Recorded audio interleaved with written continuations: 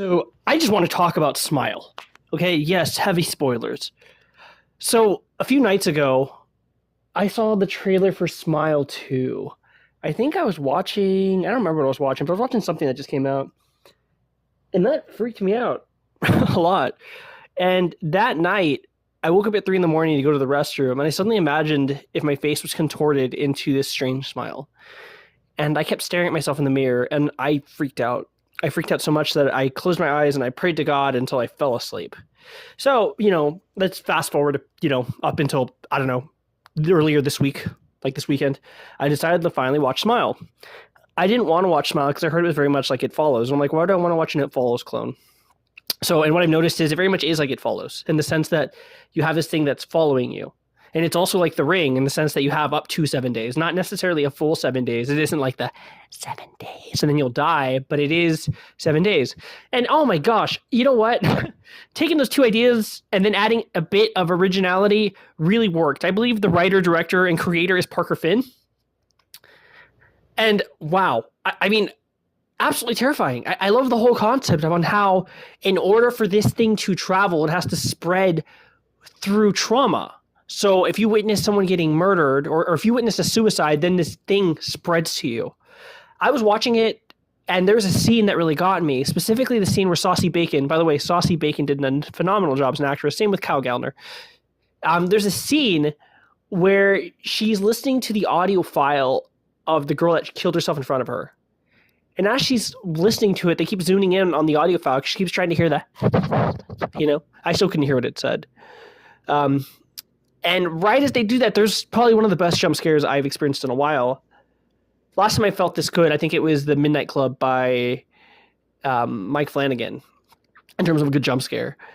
Out of nowhere, this demonic figure taps her on the shoulder and says something to her. I kid you not, my whole body flailed. I stomped and I was like, ah! Just like that. If I scared you, deal with it. I stomped, I cursed, and I yelled at my cat.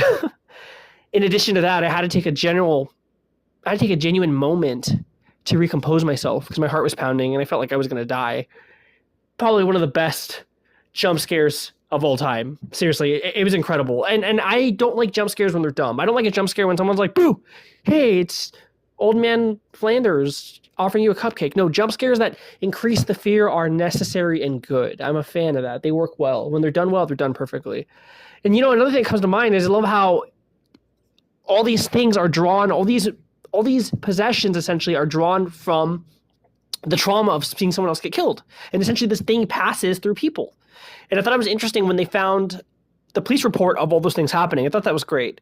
And you know what really thought was interesting? At the end of the movie, you have Kyle Gallner and he's looking at Saucy Bacon when she's possessed and killing herself. And he knows how this thing spreads. I mean, you think, why don't you run out of the cabin? Or why don't you close your eyes? Or why don't you just jump in the car and get the hell out of there, Oh, no, she died. What? I didn't know what happened. Why were you in the area? Oh, I was driving around. Whatever, man. Make an excuse. Get out of there. Because now this fool has to carry the curse. And I'm like, dude, I got to have been out of there so fast. Like, what's the point, And then, oh my gosh, all those misdirections. Like when her therapist comes over to talk to her and they're talking and having a conversation and then her phone rings.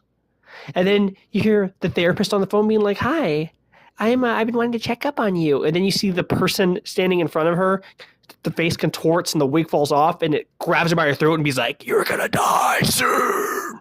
It's like, oh my gosh.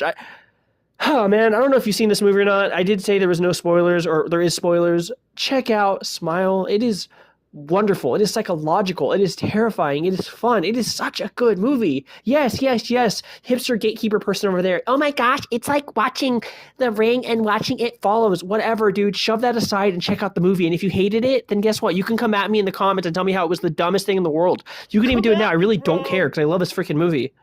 But my gosh, I mean, and I also love one more thing I want to point out is all the stuff in the background. Like after she sees this horrendous murder or horrendous suicide, self-murder, well, I guess it's a murder because then gets inside her and kills her, whatever, potato. After she sees this horrendous act, you start seeing things in the foreground. You see what looks like fleshy faces in the darkness. Absolutely terrifying. It's just, wow, guys. I waited too long to watch this movie, and now that I saw it, I am a fan. I am looking forward to part 2.